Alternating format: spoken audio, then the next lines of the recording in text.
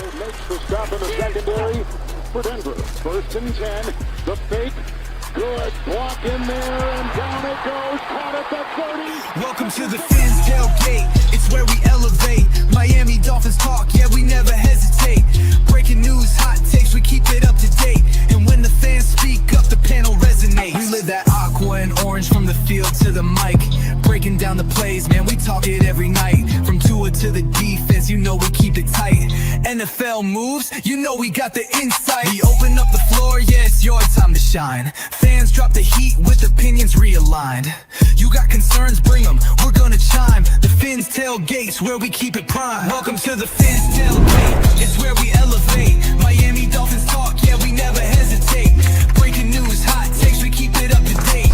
And when the fans speak up, the panel resonates. The NFL's changing, but we stay on the grind. Latest breaking stories, we don't waste no time. From the trades to the rumors, we make them all align. At the Fins tailgate, we always on the climb. We're repping the Dolphins, but it's NFL wide. From South Beach to the league, we keep it worldwide. Got the fans engaged with the energy supplied. Come kick it at the tailgate, we're riding high tide. Welcome to the Fins tailgate, it's where we elevate. Miami Dolphins talk, yeah, we never hesitate. Breaking news, hot takes, we keep it up to date. And when the fans speak up, the panel resonates. So if you love the game, you know we got the gate. Tune in, speak out, don't wait, it's your fate. This is the Fins tailgate, now watch us dominate. Miami Dolphins, NFL, yeah, we integrate.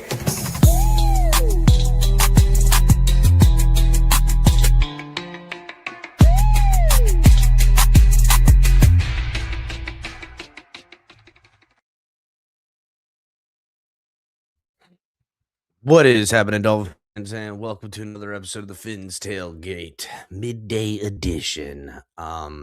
Move some things around so I could be here to finally hear from this general manager in a press conference setting, as well as our new head coach, Jon-Eric Sullivan, Jeff Hafley, set to start their introductory interviews or introductory press conference, I guess we'll call it. Yeah, they're going to be doing that here in the next 2-3 minutes. Should be kicking off. So we're gonna pull it up. We're gonna watch it live. I'm sure we'll pause as it goes along, where I can point out some of the buzzwords, some things, a little bit of interpretation and coach speak that goes along, as you guys know. So on your way in, hit the like button, subscribe if you're new, wherever you guys are watching, X, Twitch, Twitter, smoke signals, message in a bottle, cup on a string, however you're enjoying the program. Make sure you guys are coming over here to YouTube, hitting the like button, and subscribing. So we're gonna watch this. You locked in, Jamaican from Zion? I see you in chat. I'm locked in too. That's why I was kind of.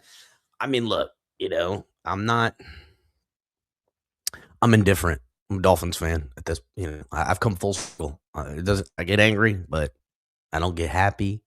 I kind of try to stay a little in the middle. I don't know, this setup, this new era of Hafley and Sullivan, it could be the answer we've been looking for. Maybe it is. I don't know.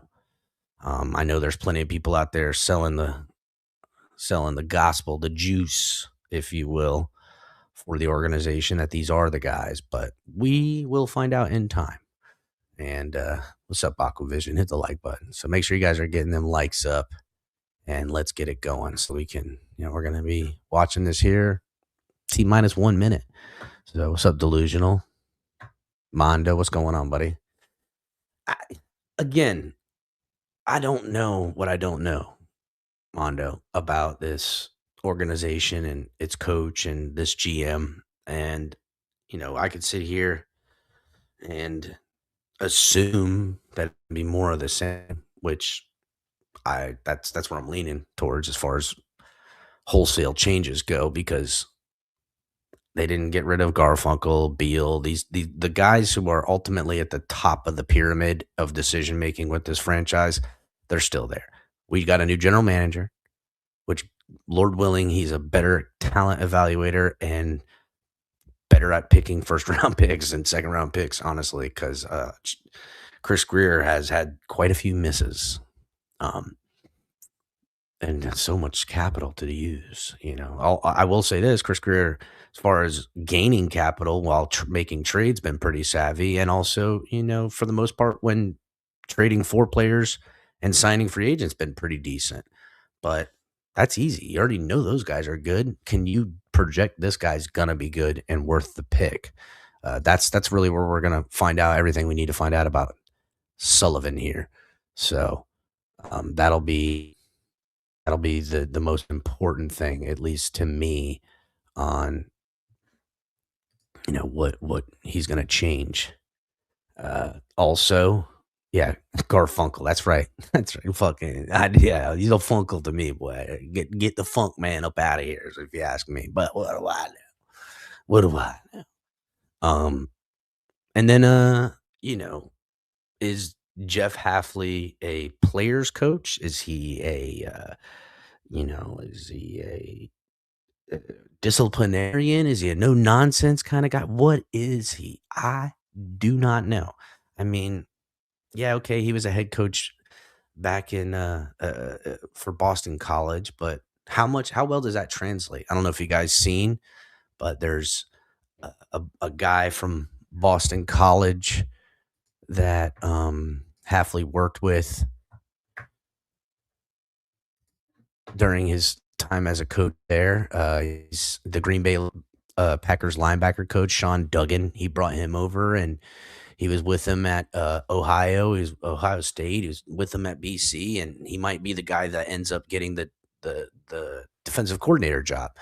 So there is a little bit of that, and that's cool. Listen, these boys are bringing their boys. They're bringing their boys. They I get it. You're a part of a new management change, and you're going to be doing things differently and all that stuff. You need to bring in people you trust, allies, to help implement whatever wholesale changes you're putting in here from top to bottom. Assistant dudes you're familiar with and things like that.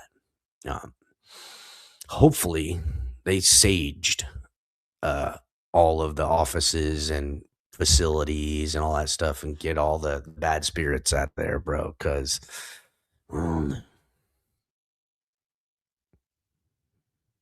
there is some talk about Packers coming to Miami. Malik Willis being the big name that a lot of people are connecting those dots. That he's going to be the Miami Dolphins' new coach. I don't understand it personally. I personally don't get it. I don't know. But at the same time, just because we have quarterbacks here doesn't mean anything. That was with the last coaching staff. That was the last general manager's picks, the last coaching staff's selections. I don't know how these guys feel about, Quinn Ewers at all. They could hate that guy. They could have seen him in college coming into the draft and thought, I would never put this guy on my team. They could also think, man, the Dolphins got him before we wanted him, where they ended up taking him. I don't know. Or they could look back on his tape and think, hey, we might have a little something here. Let's see if the juice is worth the squeeze, as they say. I don't know. But seems to me that we do know this. Rebranding, new hires, fires, all that stuff is underway. Will it be better than the last one? I don't know. 7 years ago, Chris Greer became the pedophilia up in this He became King El Jefe, as commonly occurred to. And he was the guy that ran everything. But it was a collective, as he self-admits. But they 7 years ago in the 2018 to 2019 season, they tore it down. They brought in Brian Flores. They acquired all these picks. They did all these maneuverabilities and all these things in the middle of the rebuild. They fired Brian Flores, hired Mike McDaniel, and honestly, that 2023 team I thought was it, bro. I really did. The way they were playing and everything, came up short at the quarterback position, but I thought that they had people on their heels. But also, ultimately, what they tore everything down for and built wasn't going to ever be good enough. Quarterback, scheme, whatever you want to call it, however you want to blame it. I don't know. Let's see how these guys do it. Are they going to tear this down to the studs? I don't know. That they could literally after this press conference and after they start hiring some coaching staff, we could start seeing guys hitting the trading block, trades happening in the draft. Maybe they trade back, and we take the 11th pick, and we're like, look, we're not going to be any good. We need to replenish our roster. Let's get some capital back, and whatever. There could be a whole slew of decisions made, and it'll tell us a little bit about what their idea is and a little bit about who these guys are and how they conduct business. If these are the type of guys that, think that they're going to take what didn't work already on the roster and scheme wise and coaching and stuff, they're going to be able to direct it in the right way and get better results. Fine. I mean, who am I? Giddy up. Giddy up. What is going on here? Why is this taking so long? I feel like the Dolphins are running behind schedule.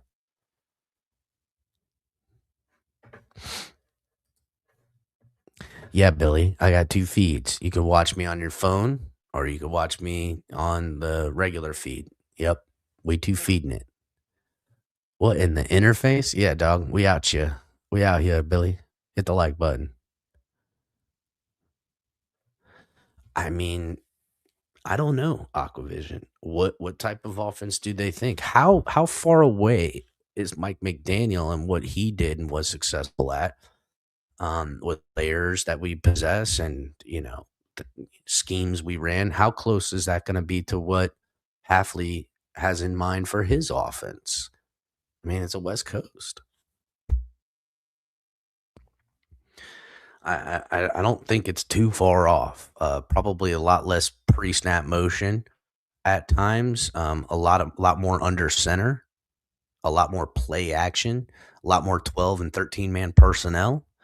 Probably don't need a fullback anymore for what they're going to do out of the backfield. And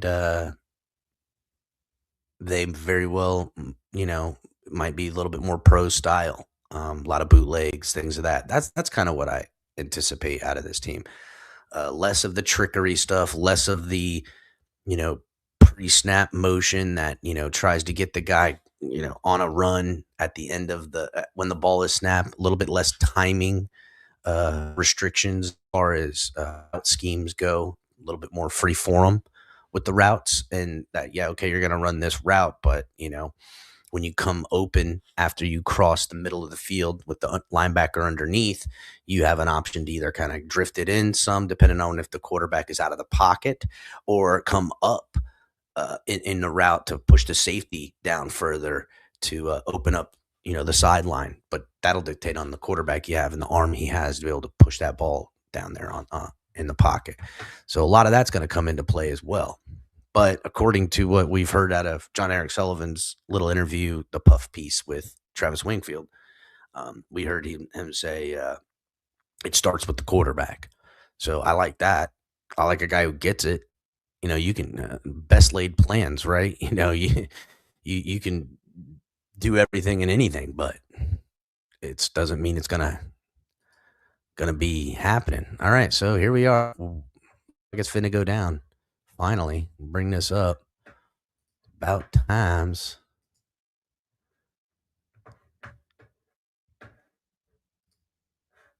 So hit the like button, everybody. We're gonna watch this set up. Again, I will pause along the way. Oh. Is the volume not on?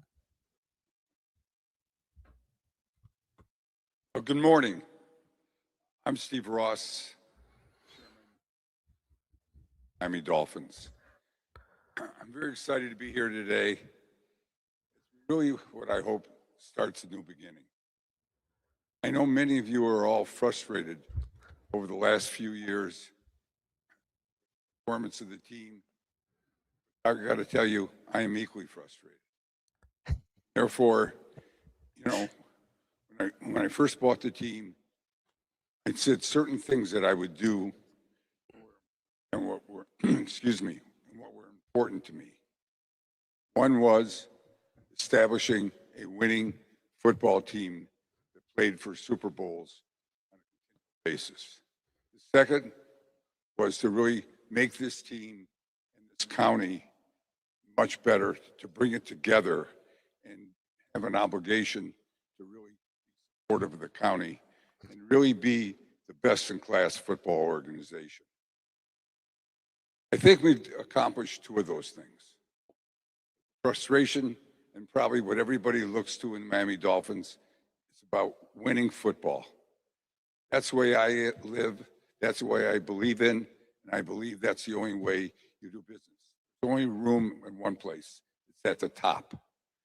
So the rest of it is very crowded. So the frustrations, I know that you've all had, reading the newspapers, which I don't read anymore, because it just emphasizes to me the frustration that I have. So I really look to this to really be a new beginning. We've done it in getting ready for that, see what was happening during the season. We started early and really so that we could be very thorough in our search in trying to find the right people to lead this organization. I'd like to first of all thank the people that really worked, tirelessly in talking, thinking, working together. I'd like to thank, it was really headed up with Tom Garfinkel and Danny Silman, Brandon Shore, Dan Marino, and Troy Aikman. And we were able to really use the knowledge that they all had in really trying to find the best leadership for this team forward. And we really were very thorough, knowing what we were going about. And when you really look and think about people, you want to get people who are winners, people who came from winning organizations, so they know what winning is. It was like, I guess probably the greatest remark is that winning is important, or winning isn't the only thing, the Vince Lombardi line, it's the only thing. And so having that kind of ideas, because that's what these people really believe in, really led us on our search. We're very, very thorough in viewing who was available. He's fading. What people thought of them. He's fading. What their backgrounds were. And I think, by doing that, we were really in a position to really be able to pick the coach that we thought would be the best. When we first started with the general manager, which we had some time, and one person clearly stood out. I mean, the experience he had, and having really been part of winning organizations, Super Bowls, but his enthusiasm for the game and his knowledge of the game and the knowledge of how the league works and what it takes to create a winner stood out far and above anybody we spoke to.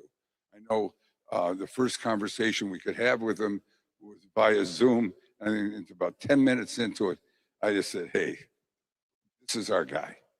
And I'm very, very thrilled to really 10 minutes, huh? welcome Jon-Eric Sullivan as our general manager.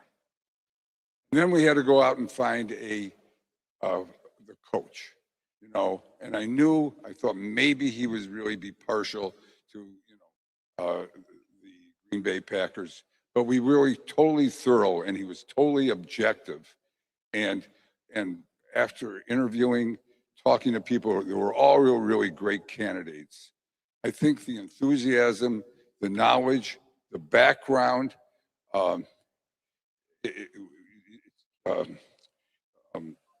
Jeff stood out amongst them all. So we were really forgot his name there, folks. Available. We made our decision early. As you know, there are many openings this year, probably more than ever before.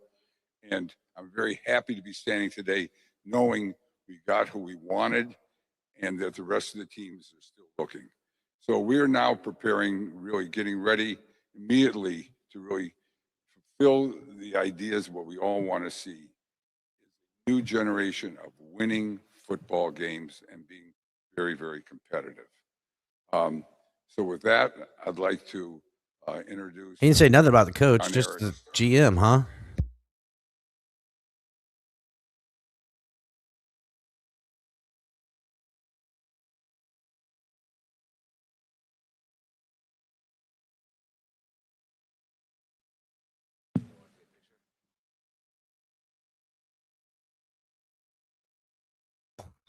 Look at this awkward moment here.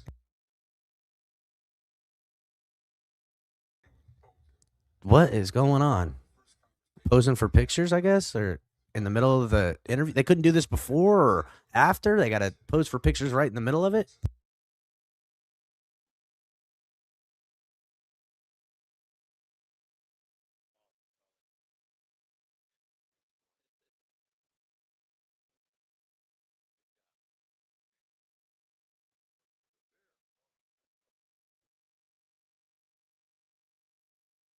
Man, they got.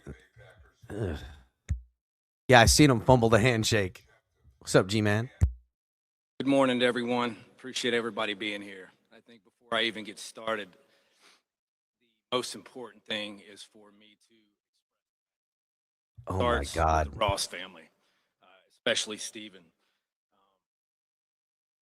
dude! Bestowed The Dolphins upon are me an an unserious opportunity of a organization. lifetime. They can't even get fucking I mics will right, be forever dude. grateful. The magnitude and responsibility of what lies before me in this role does not fall short on me. I will go to work every day and work tirelessly, along with the other great people in the building, the leadership committee, to bring you the winner. To the search committee, Danny, Tom, Brandon, Troy, your wisdom, your guidance, your communication throughout the process was valuable to me and this organization. Can't thank you enough. It was a long road, but it was a very productive and fruitful road. I think we ended up where we needed to be. Thank you. What the fuck is going Saying on? that, it was a nice look under the hood for me in terms of the collaboration and the work ethic and the communication that will allow us to do a lot of really excellent things together down the road. To the Packers organization,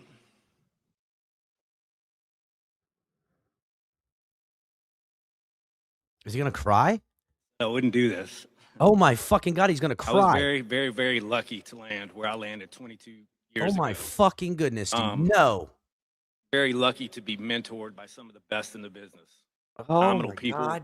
that happen to also be excellent with what they did in their profession. Wow, we're cooked, boys. I was very fortunate to be entrenched in a process, a proven process that brought 30 years of sustained success to that place, that others have left and gone on to have success around the National Football League with. John Schneider, John Dorsey, Oh my. Reggie McKenzie. If you do your homework, you see what this process will bring to the table. You The mean Reggie opportunity. McKenzie, the guy he just let go? Didn't he let? Was it? Oh no, was I it? have to start with Mark Hafley. Marv He's Allen. the one that hired me. God rest his soul. We didn't have a chance to work together long, but he brought me through the door. Obviously, I'm not standing here today without him. Ted Thompson. Ted Thompson, in my opinion, is one of the best to ever do it. He was a guy that was seen, not heard. He trusted the process, and more importantly, he trusted the process through times of adversity. He never wavered. We will implement that here. That same thought process, that same conviction with how we move and work every day. Hit the like button, The everybody. thing that I will take away from him, most importantly, is beyond anything, he always, always did what is best for the team.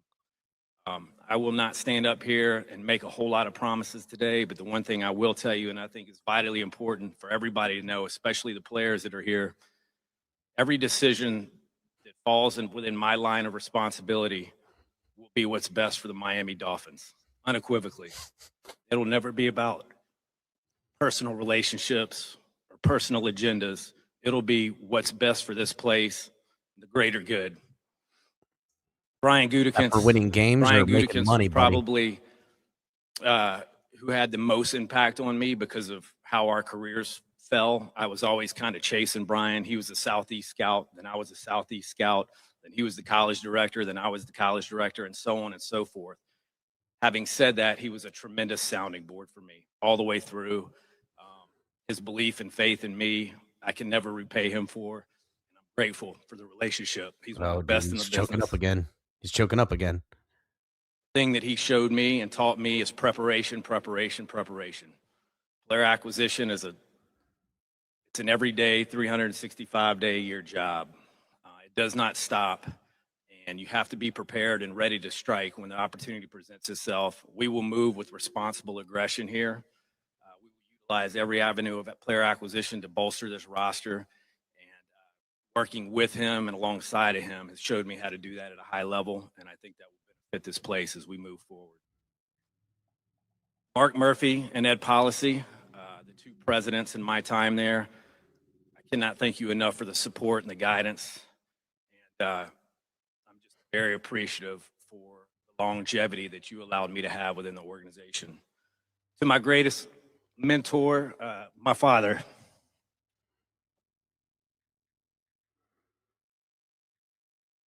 My dad's a 30-year NFL coach, or close to it, longtime college coach before that.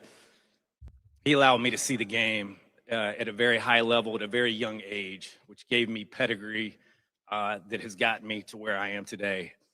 No shot I'm standing here without him. Words will never do it justice, but thank you. And obviously my family. This isn't possible without you. Oh, God. Get beat up in the media before I even start. Like, this guy couldn't keep it together. Oh, my God, dude.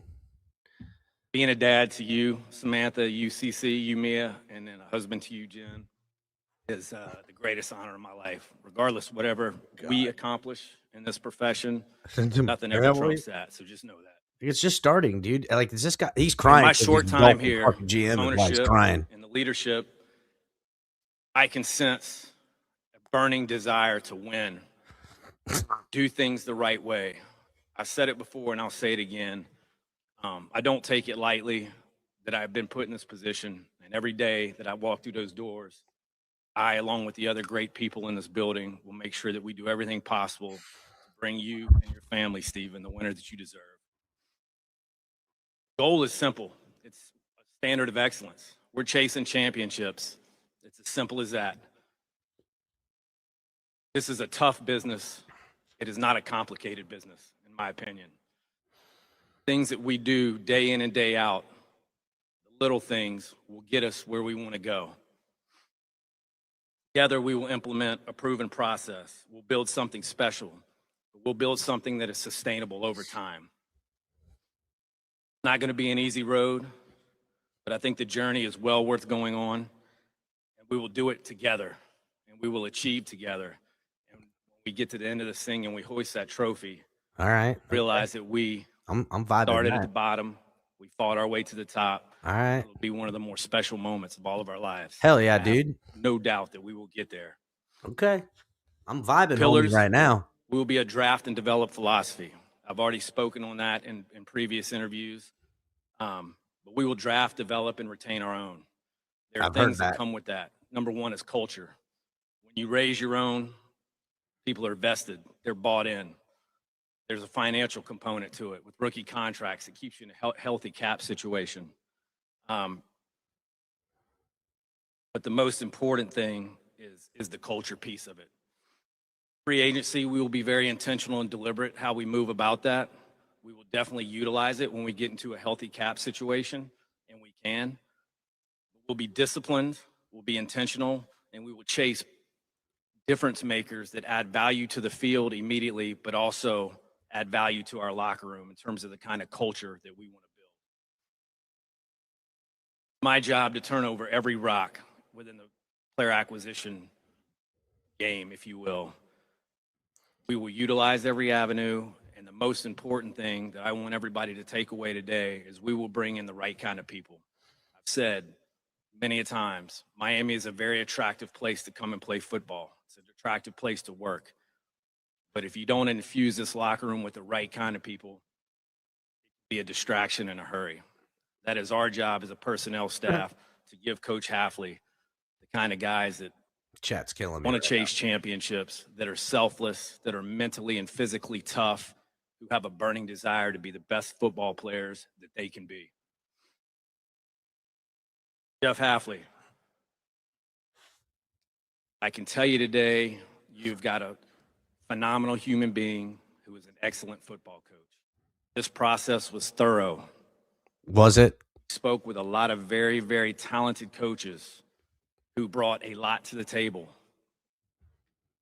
It was a great process because in speaking with all of them, it just confirmed my conviction on that this was the right guy. I got to watch him work for 2 years.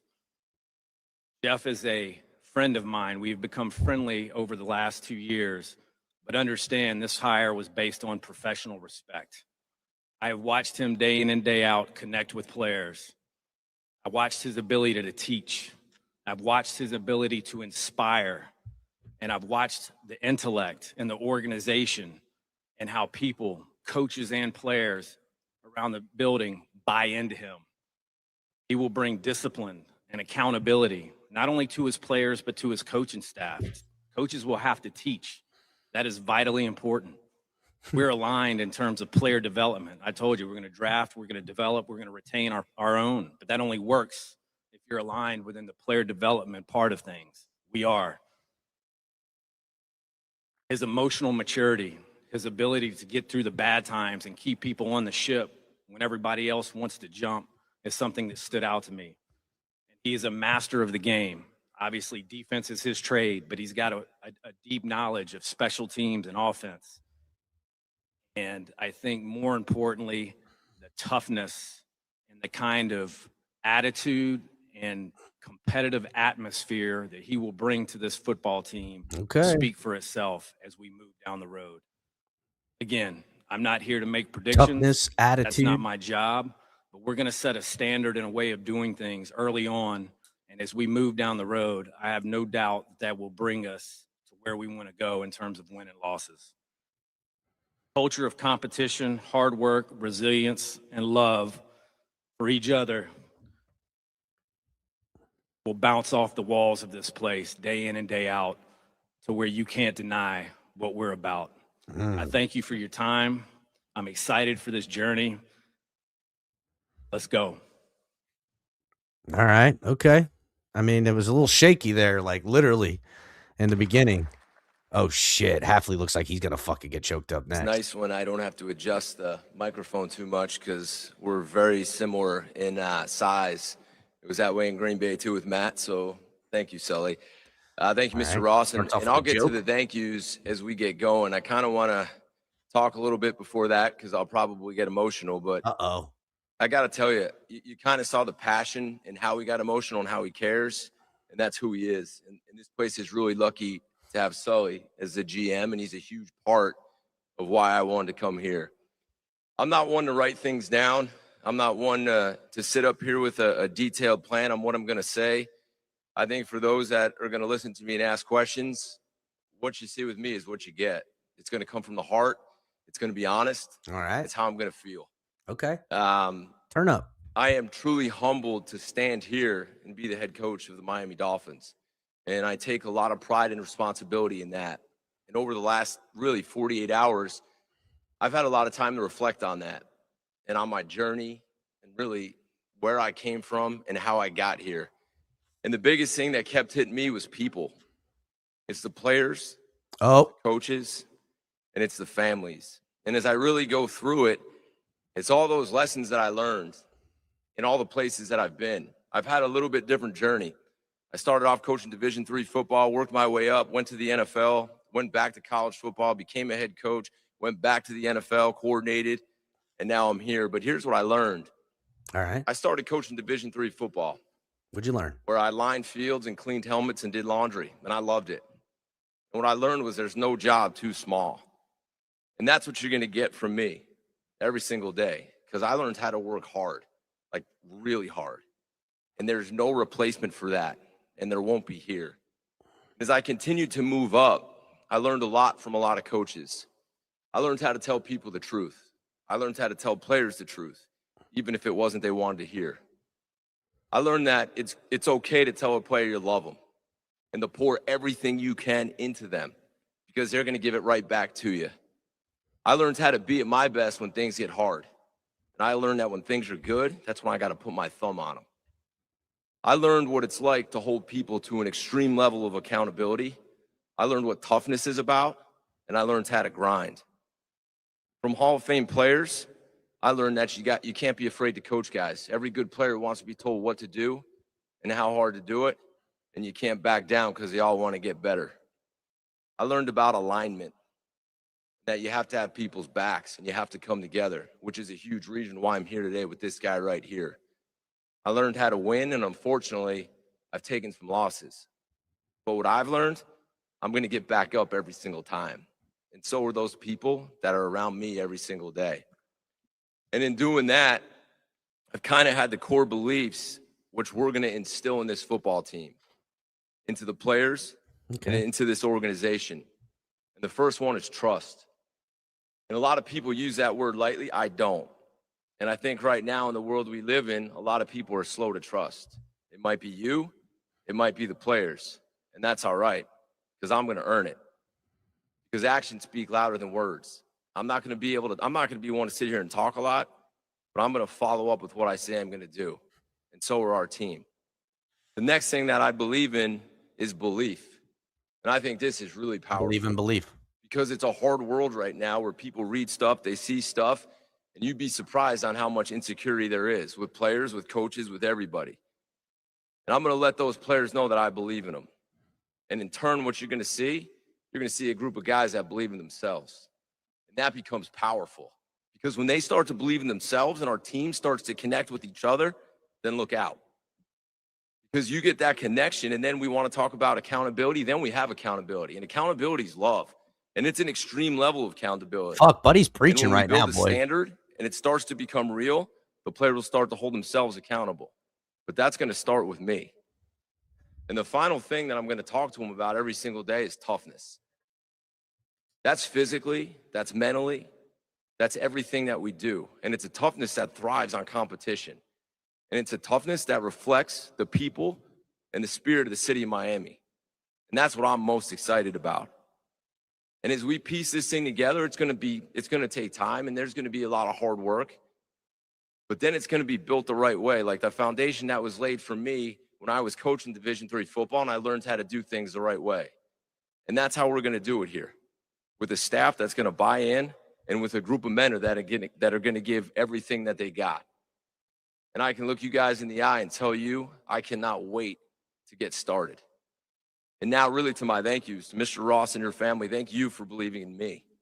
I do not take that lightly, and I will do everything I can for you and your family. All right. Oh, shit. Everybody in this group, from Sully to Brandon to Troy to Dan to Danny to Tom, thank you guys for believing in me in this process. You guys put me through multiple interviews. We spent time talking to each other. We had multiple hard conversations on phone calls, but it was always the communication, and it was awesome. And I appreciate it. I want to thank all the coaches that I've ever been around, from WPI to Boston College to every NFL team, and I want to thank the players, because I wouldn't be here without those players. I learned more from players than I've learned from coaches, and I hope they feel that way with me, because the thing that I got into this for was changing lives. And there's so many of those players that changed my life too. I want to thank Matt LaFleur and the Green Bay Packers. The last 2 years have been two of the best of my life. He's a great football coach. He's a great friend, and he's going to have continued great success. I also want to thank those players there. In 2 years, we got real close. I mean, really close. The love, the connection, the support. It was hard to say goodbye to those guys, but the phone calls and the texts, you guys, meant everything to me. I love you. I wish you the best, other than when we come to Lambeau next year. Uh-oh. I want to thank my family, and this will be. Oh, you got it, dude. This is why I saved it for the end. You're cooking, son.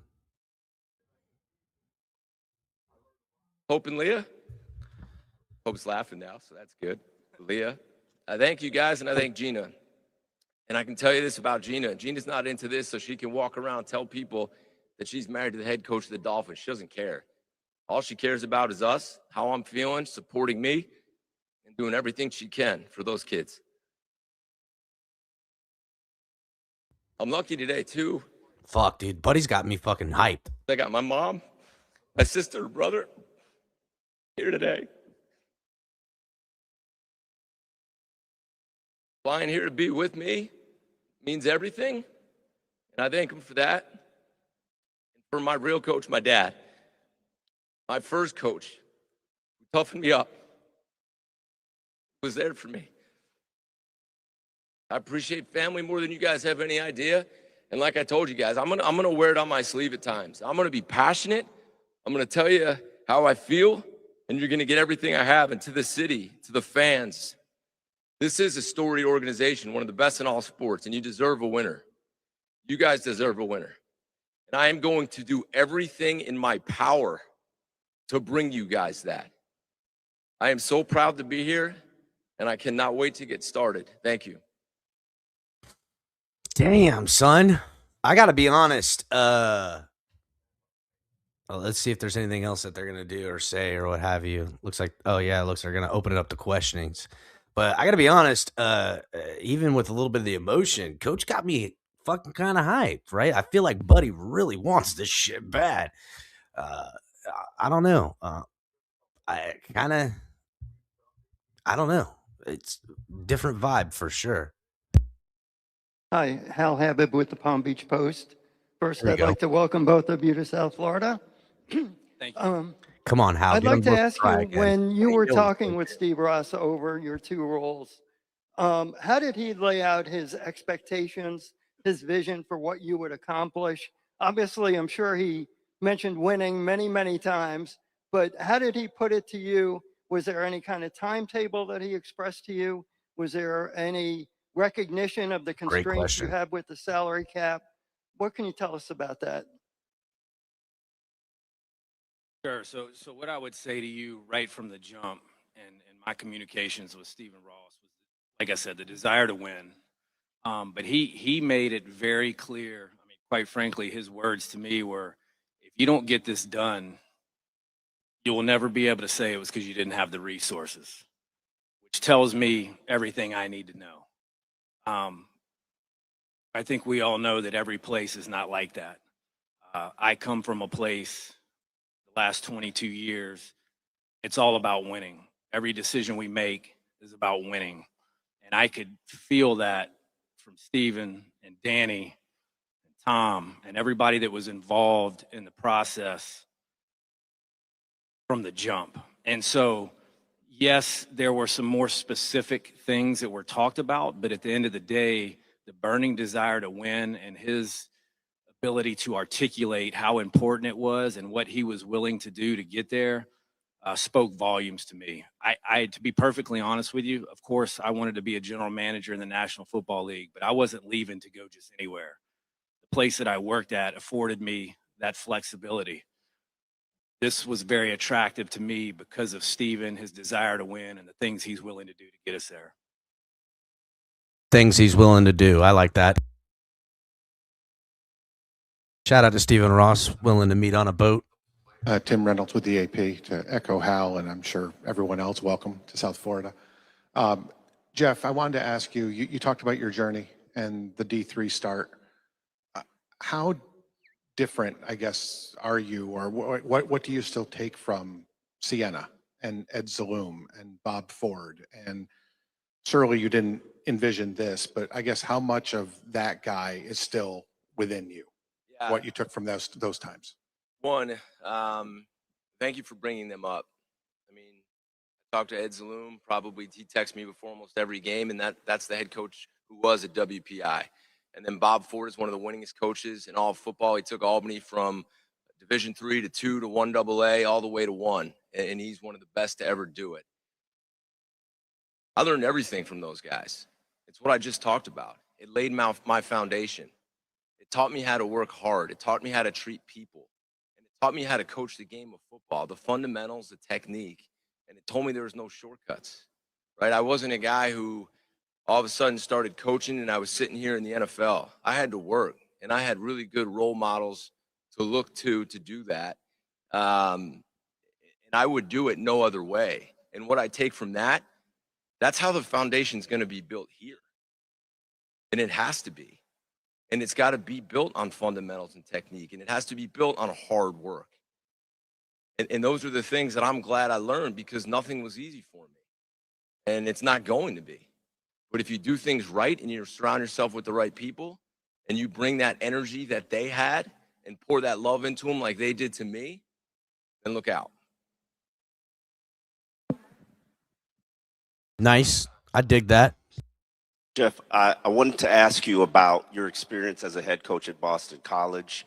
What did you learn from that experience, and why did you eventually leave to go back to the NFL? Yeah, a 40-year-old head coach who, we just left the playoffs at Ohio State where I was the coordinator. And my first week on the job, or my first month on the job, COVID hits. So I had to learn that everybody's got a plan until you get punched in the face. And I got punched pretty hard. And what I learned about myself is you can get through anything if you get organized, you get detailed, and you go one step at a time and you just go to work. And you surround yourself with a really good staff, and you pour into your players, and you bring that energy. And I learned a ton. I had to do a lot there. I had to do academics. I had to worry about nutrition and residence halls and everything you can name it, and deal with the Board of Regents. And I had to be a CEO. And I'll take a lot with that from there to me here. I made mistakes, right? As a young coach, which you're going to make in a lot of different ways. And I learned from them over those 4 years. We had some hard years. We had some really good years. But I think those experiences will help me out a lot as I go forward. And I've grown and I've matured and I have learned, and I can admit those mistakes and I grow from them so they won't happen again here. So I take a lot with me for those 4 years, and I wouldn't trade them. Why did I leave?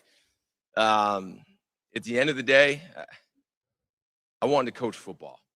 And there was a lot going on that really wasn't allowing me to do that anymore. The landscape had changed with NIL and the portal and everything else that came in. And when Matt called with an opportunity, that was really hard for me to leave. Really hard to leave the staff and leave the players. But talking to my wife and really thinking things through, I want to coach football. It's all I ever dreamed of. And I wasn't doing that anymore, and I didn't feel like I was myself anymore. So we decided it was what was best. And ultimately, I feel that. I wanted to be a head coach again in this league. So I bet on myself. I took the job, and now I'm sitting here. Worked out, buddy. Dave Hyde of the Sun Sentinel. Jon-Eric, you both you guys are obviously from Green Bay, and you bring that mindset, the ideas. Could you just talk, and you did a little in the opening of what the Green Bay way is, or what you two bring here? Sure. I think in terms of player acquisition principles and philosophy, it's, I'm being a little bit redundant, so forgive me if there's frustration level out there, but what we've always done is build through the draft. And again, it's about culture. Now, we have certain principles and pillars within how we approach the draft that I won't get into because I don't want to give away the secrets to the sauce, so to speak, but we're going to build through the draft. We're going to retain our own players, if at all possible, because of the culture piece of it. I think that has allowed Green Bay to have sustained success over time. And then again, there's a financial component, rookie contracts, all that kind of thing. We will utilize free agency. We have to get back to a spot within the salary cap that'll allow us to do that, and we will. But I think if you look over the years at the intentionality of which they've gone about it, Ted, Charles Woodson, Brian Gutekunst first took the job. We were a little more active with how we went about, a little more active to kind of jumpstart the roster. Zadarius Smith, who was an All-Pro that year. Preston Smith, who finished his Green Bay tenure with 37.5 sacks. Obviously, Josh Jacobs and Xavier McKinney the years before. So we're not just checking boxes so that we can look busy. We're intentional about the caliber of player and then what they bring to the locker room. You can't have good culture if you got guys that aren't bought in and wired right for what you're trying to build. So that's what I would say is we're going to build through the draft, and we'll be very selective and deliberate in free agency. I think you have to be. If you're not, you're treading in dangerous waters. But then there's certain principles within that again, I won't get into because I'm helping out our competition. But I just think the culture and the caliber of players that we've targeted over time, and the intentionality of the standard, if you will, within how we go about our draft process allows us to pick good players, but also hit on players in the middle and late rounds. I think this is not to sit up here and pat myself on the back or say that Green Bay is a perfect place. Look, it's not an exact science. We've missed. You guys can do your homework. We've missed, but we've hit on a lot of players over my time there in the middle to late rounds that allow us to be successful and get value out of players that maybe some other teams aren't. Chris Perkins, South Florida Sun Sentinel. A question for Jon-Eric. I wanted to know about power structure, power distribution, whether you're a strong GM, et cetera. So My questions are, what were your role in the Mike McDaniel firing? What was your role in the Jeff Hafley hiring? Did you have final say? Did you have a strong opinion, the dominant voice? And what was, and considering that, there's an outside voice in Troy Aikman outside of Great the question, Bert. organization, what was his role in those moves? Yeah, it's a great question. I'll start with the Mike McDaniel. By the time I had gotten here for my second interview, Mike had let go. So that was an ownership decision. It was clear to me in my second interview that we were moving in a different direction. Things I'll say about Mike is we have a lot of mutual friends in the business, tremendous amount of respect for him as a football coach, what he's accomplished and he'll, what he will continue to accomplish. Brilliant football mind, and anybody that knows him and knows this game understands that. But no, I was not involved in that decision. That had happened before I got here. In terms of the power structure with the hiring of Jeff Hafley, I came into this and was very, very vocal from the jump that, look, I have a lot of conviction on a guy that I'm in Green Bay with, but we have to go into this eyes open. I said it before in the previous statement. My job is to do what is best for the Miami Dolphins, period, no matter how hard or easy it may be. And I had to live by that within the very first process that I was thrust into. So yes, I articulated to Tom and Danny and Steven and Troy, Brandon and Dan how I felt about him, but I also put together a list, or we put together a list of the most competitive potential head coaches out there. And I think we did a great job of going into it eyes open. We had great conversations after each interview. There were a lot of really strong candidates. And like I said, the power structure is what I am used to in Green Bay. Yes, we don't have an owner, but essentially Ed Policy is the owner. My short time with Steven and Danny and Brandon, it's very clear to me that it's about winning here. It's not about ego and pride and who has the most stroke. It's collaboration with boundaries and trust. I've said that 1,000 times over again. We all have a role to play in this. And if we don't get in our own way, this will be a good thing. Brandon has been excellent. We've had, in 1 week of working together, we've had some great conversations. It's very clear to me that he's a team player. Danny's energy is endless. We talk every day, multiple times a day. Steven has expressed to me that he's willing to do anything to win. Tom has been an excellent resource. And Dan and Troy, how do you get better than that? These guys were two of the best to ever do it in the history of the game. They have a perspective from a player's point of view. They've had coaches sit out in front of them and message the team over and over again. They were phenomenal resources for me as we went through this. I would look at them at the end of it. I'd say, you believe in that guy? Would you follow him? They said yes. It carried weight. How could it not? So I say all that to say, power structure here, I'm very comfortable with.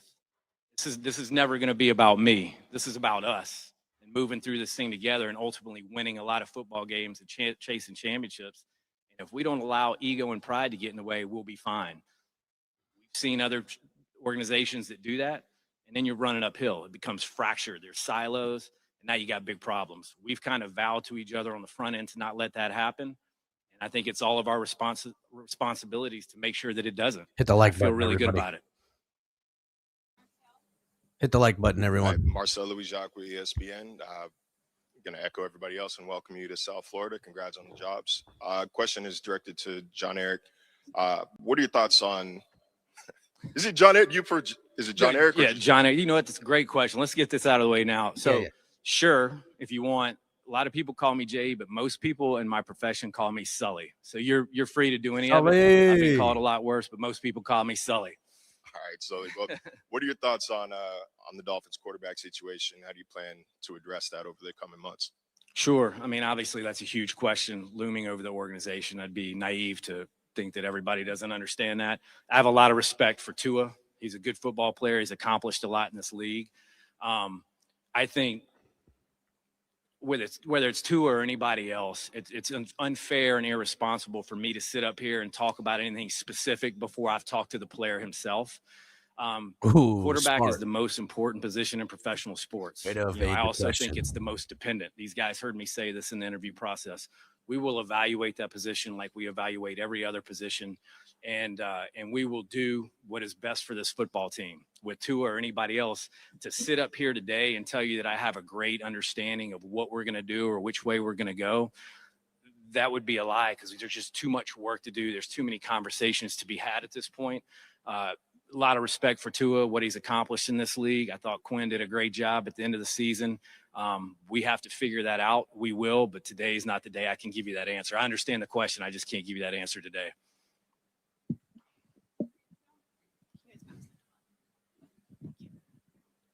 Will Manso, WPLG TV, Miami. Like others have said, welcome to South Florida. Wanted to start with you. It's kind of a two-part question on the search and the decision. This organization has gone in the direction of coordinators as head coaches, first-time head coaches for a while now.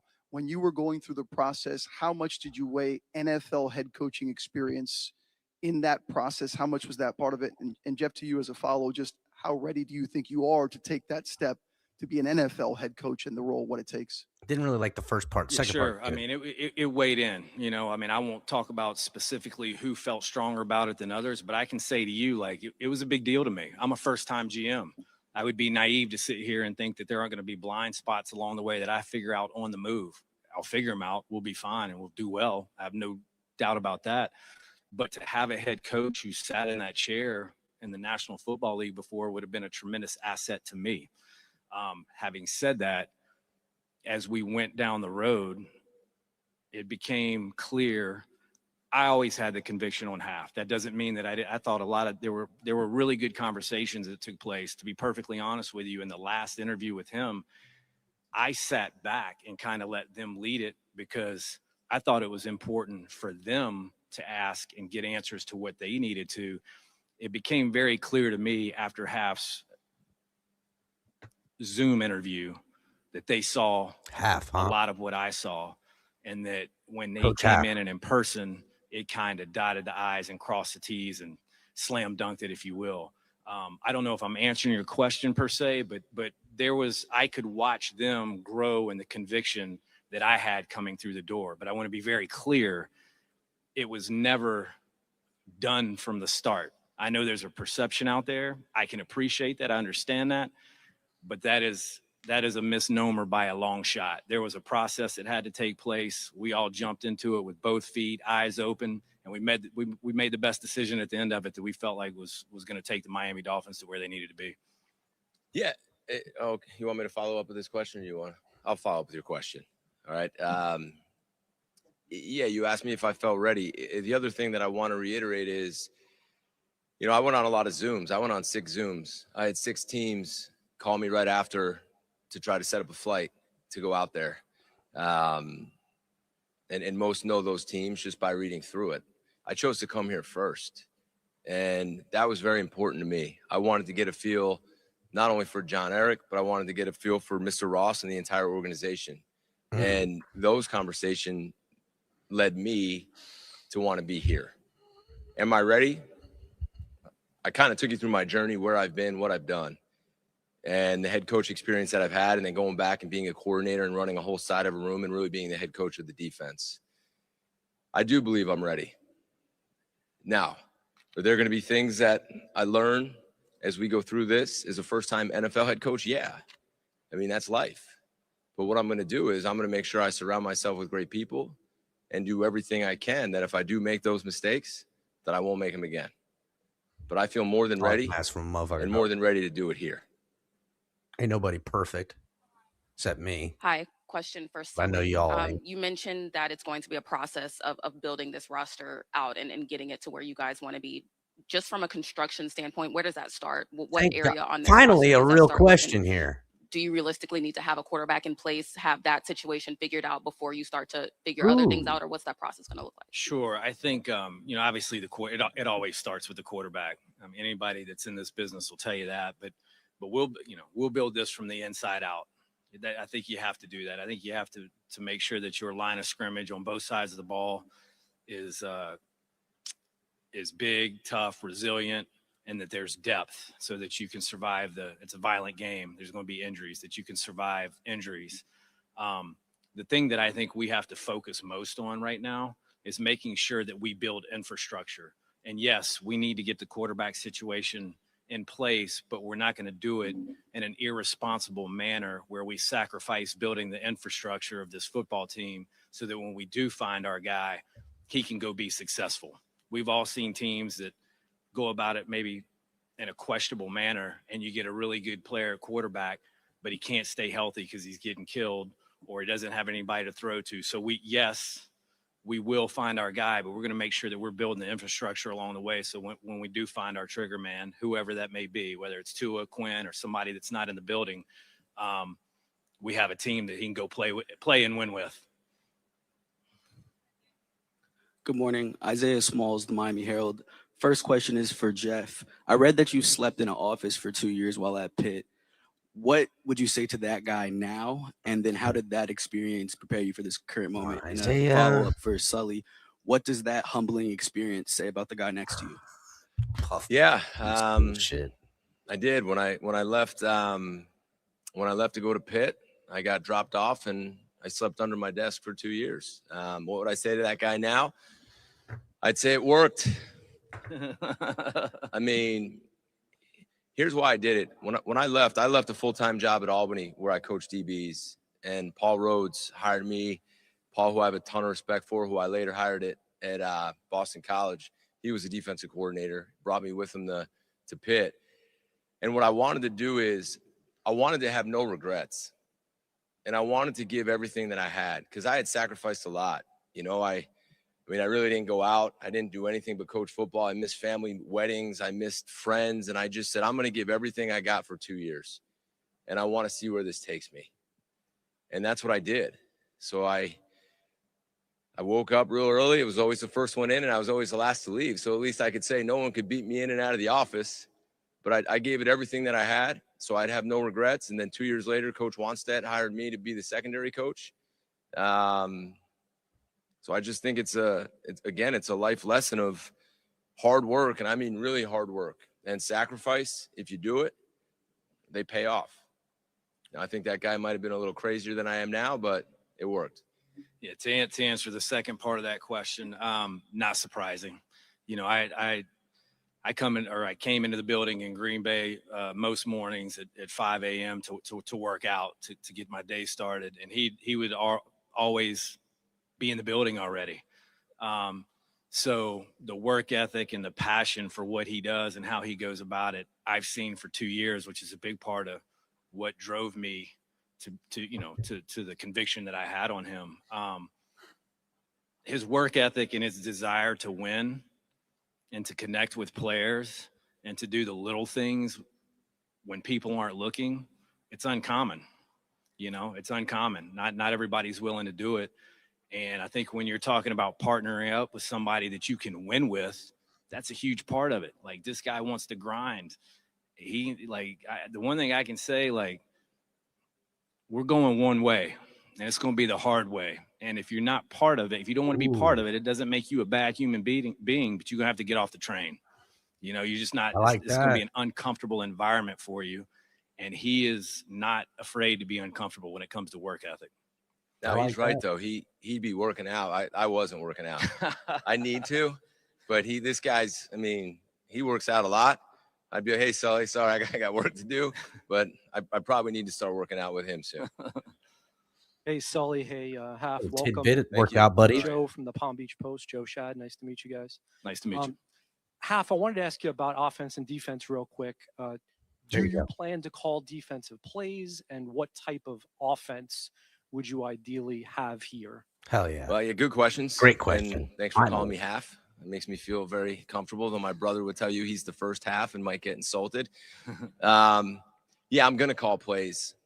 That's really important to me. And I have a plan in place with potential hires that will allow me to be the head coach in the offseason, kind of like I watched Kyle Shanahan do it and kind of like how I watched Matt do it in Green Bay. But I am going to call plays. It's really important to me. It's something that I love to do. It really connects me with that group. I think it will bring a lot of energy to that side of the football, and I think the details will be exactly how I want them early on as we go. Offense and defense, schematically speaking, it's all going to start with fundamentals and technique to me. Whether that's getting off a block, whether that's blocking, it's putting your eyes in the right place. It's the little things that I think are lost right now in football. So that will be the foundation. And then what's it going to look like on offense is what everybody's going to want to know. I'm never one to just say, here's the playbook. This is what we're running, regardless of who we have. I'm not like that. I want to take a close look at what we have. And I want to make sure we fit that and give our players the best chance to succeed. Now, I need to hire an offensive coordinator. And there's certain core beliefs that I really do believe in, like running the ball and being really physical up front. So when they know we're going to run the ball, we're still going to run it Hafley's well. winning me over, boys. That's I'm going to be sorry. huge for me. But he and is then we need to preaching the build right it around shit. the quarterback. And you have to surround that quarterback with weapons. The O-line, the wideouts, the backs, so it's not all him. Because do I like being under center and do I like running the football because the play pass off that? You create separation between the second and third level. And from a defensive standpoint, that's really hard. The screen game, the keepers, everything looking the same, hunting explosives, right? Those are things that have always given me trouble as a defensive coach. And I'd like to implement some of those. But it's going to come back to what can our players do at a high level, evolve as we go, to figure that out, to give them the best chance to have success and ultimately win. And I've taken a lot of pride on the defensive side of the ball, whether we've been 3-4 spacing, 4-3 spacing, had to evolve this year when Micah Parsons walked in with a week to go and had to change stuff. That's what good coaching is. It's developing, it's teaching, and it's getting the most out of players. So I'm excited for that. Welcome to both of you guys. Al Butler here from UPI. My question's for Sully. You're coming from a place where it's pretty rare. You had you count on one hand the amount of quarterbacks you had over 30 years. I'm curious what in that process you learned about finding that guy and what you're going to look for here. Sure. I mean, I've learned if you can help it, don't wait till you don't have a quarterback to find one. You know what I mean? It starts there. If you think about what we did with Aaron, I watched Ted Thompson. I referred to him earlier, talking about him always doing what is best for the team, even when it's not popular. You got to remember, Brett was still in place and playing at a very high level. And there were a lot of people in that building that didn't think drafting a quarterback who was going to sit for an extended amount of time with a first-round pick made a lot of sense with where we were as a team. And he did in that moment what he knew was best for the Green Bay Packers, and the rest speaks. I hope we have the some of that history type of speaks for conviction itself. here in And Miami. then we That would turned be around and did it incredible. again with Jordan. When we had Aaron. So it starts there, right? The quarterback position, again, is the most important position in sports, in my opinion. Certainly the most. You said that like important position 15 in times football. now. We're going to invest in that position every year if we can. Now, depending on where we are as a football team, it'll be at different values, but we will draft quarterbacks every year, if not every other year, because I think you have to. If you hit on a guy, great, and if not, if you hit on two, you have trade value. Again, I think if you look at the history of the Green Bay Packers all the way back to Ron Wolf, I mean, Brett Favre's backups were Matt Hasselbeck, Kurt Warner, Aaron Brooks, Ty Detmer. You can go on down the line. I can't say enough about the importance of it. And, and we'll be all very right, boys. active in acquiring Okay. quarterbacks to make sure that room is as deep as we can make it. Did I'm that feeling answer your it. question? Okay. Okay. Hi.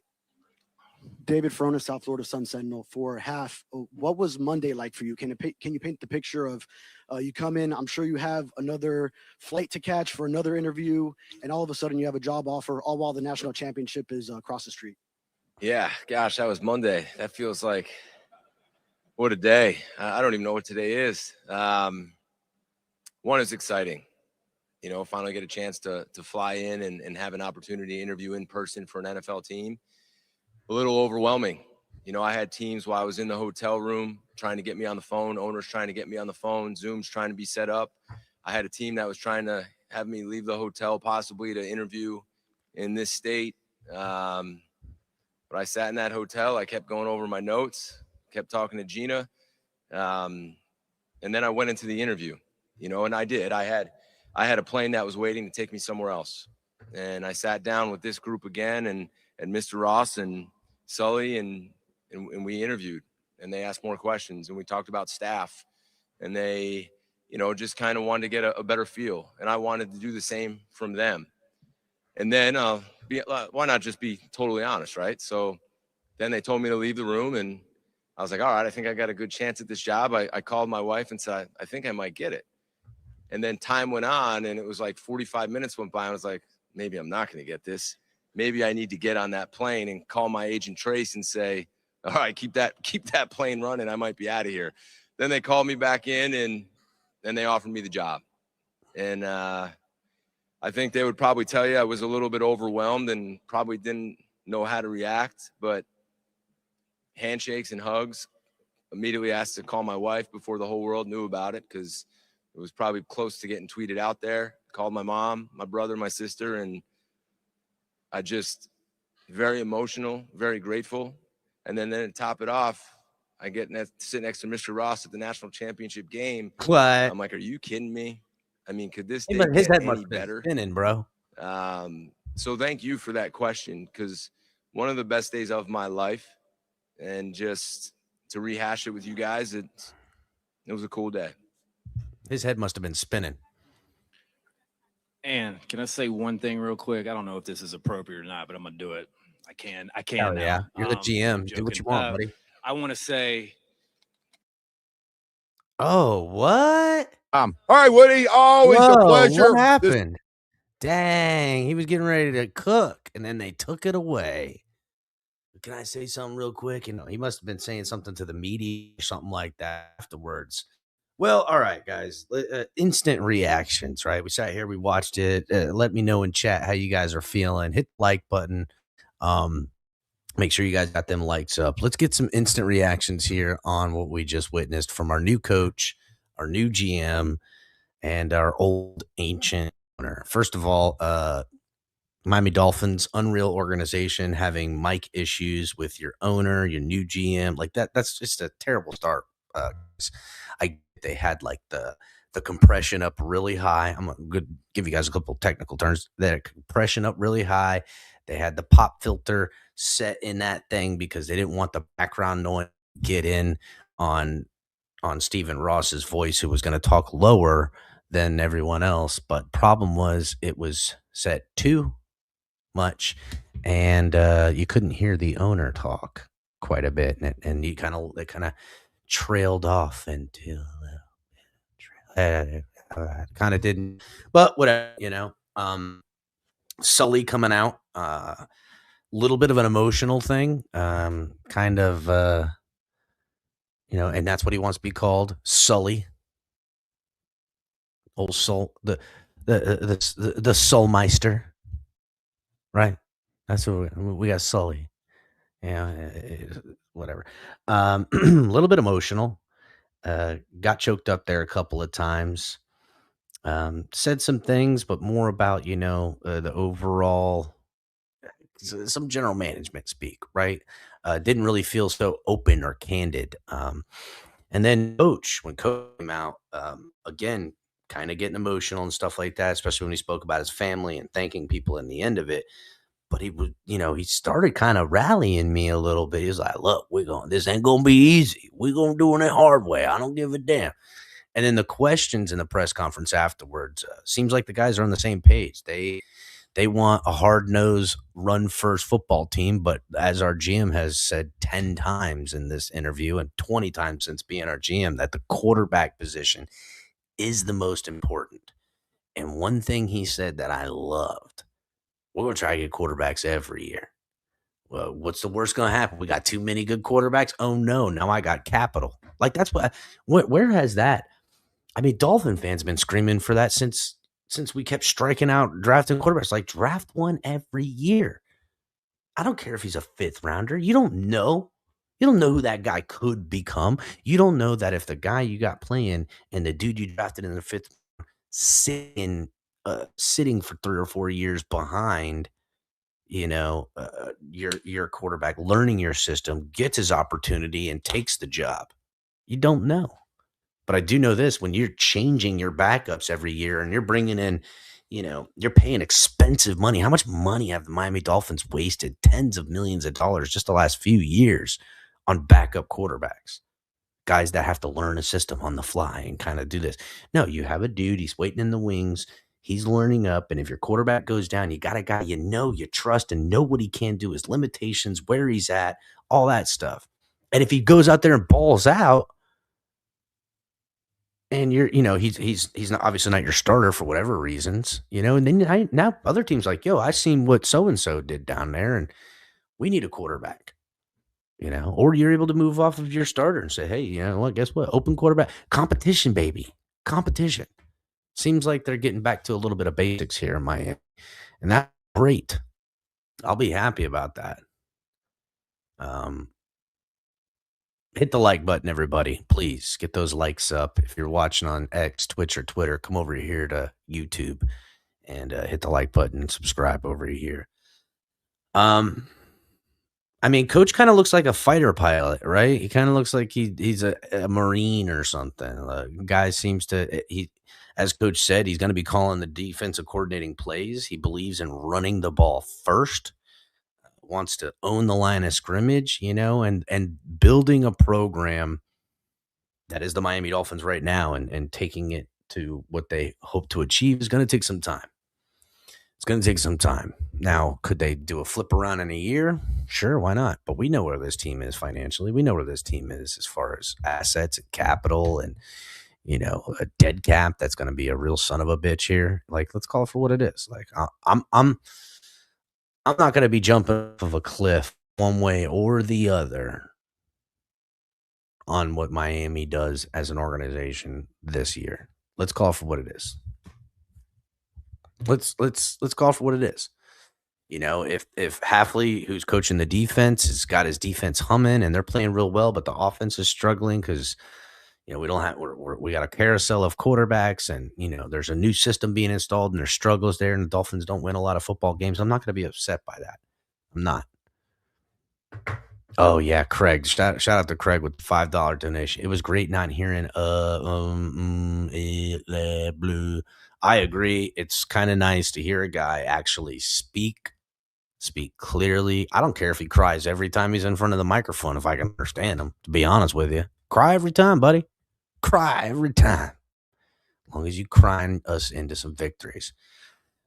Look, I don't think anybody who takes a head coaching job or anybody who takes a general management job is doing it for any other reasons than the money, the status, and that they love football and want to win championships. These guys, dude, they're competitors, buddy. This is a sport. I'm the best damn GM out there, boy. I'm drafting these boys. I'm manipulating this team. I'm going to get this team Super Bowl. They want to hoist that Lombardi. Me too. I want to see you guys hoist it. Please. Please. I'll tell you what, these boys start fucking winning. Hafley and Sully, they start winning. And the Dolphins turn it around and win a Super Bowl. Watch everybody in Miami go and get the half cut. Oh, bring it down a little bit. Get the halfwees. Get it all like that. Get the half cut. Hold on, I almost got it. There we go. I'm gonna do the half cut right there. I gotta pull it back some, actually. Might have to pull it back a little bit. Give me a little bit more back. Hafley, I don't give a damn. Hit the like button, everybody. Interesting start. We can only hope, and a lot more to come, right? We're going to be seeing. Right now they've got a couple of things. They're expected to bring in, Sean Duggan at the linebackers coach from the Packers. He seems to be the front runner to get the Dolphins defensive coordinating job. We'll see how that goes. And then also there's somebody else that they're reporting on that has a chance to land with Miami. The quarterbacks coach from Houston Texans. Now, he's explaining with CJ Stroud's performance in that playoff game, but I don't know. What are they bringing him in for exactly? Are they planning on having him, be an assistant? What are we talking about here? Are they bringing him in for the OC job? I don't know why, but it ain't loading. Having some trouble here. But you cut all your hair off? Yeah, me too. I've been waiting my whole life for the Dolphins to win a Super Bowl so I can get that Super Bowl trophy Miami Dolphins tattoo on me. I have tattoos. I would totally put the Dolphin logo on me, but apparently I've waited my entire life. I got my first tattoo when I was 17. I'm 40 now. I've been waiting that whole time to get a tattoo of the Dolphins. But what do I know? Twitter's down. It's crashed, huh? Is that right? Yeah, Twitter does seem like it's struggling right now. Fine by me. Not ruining my day any. Hit the like button, everybody. So yeah, interesting, emotional introductory press conference from our new GM and our new head coach. And yeah, you know what? I control boys a little bit, kind of getting a little weepy like a woman, but I say that because you know what? I could cry in a situation like that too. You finally got your dream job. You're not only is it a dream job, but you're in Miami too, and your boy got hired, or you hired your boy. And, like there's a whole bit, and that it ain't a 1 year sample size. Like you're gonna get a couple years to get this right, and you feel like you've earned it, and did all this and got it going, and hopefully it works. So, hit the like button, everybody. I'll probably go on a little bit later on tonight as well. We could do a little bit more on this. Plus, I wanted to go on yesterday. I just couldn't swing it. I want to talk about how the Buffalo Bills are melting down right now. The Buffalo Bills are melting. This could get real ugly real quick in Buffalo. Now that they fired McDermott, who wants the job? The press conference from their own. At least, listen. Give me a scratchy mic. Hit the like. Get me a messed up microphone with my owner versus to what happened with their owner and what he said and what he did. And we're gonna talk about that later. I appreciate y'all, man. Keep hitting that like button. Keep sharing, guys, and hit the notification bell so you guys can be here when we go live later. Hands up.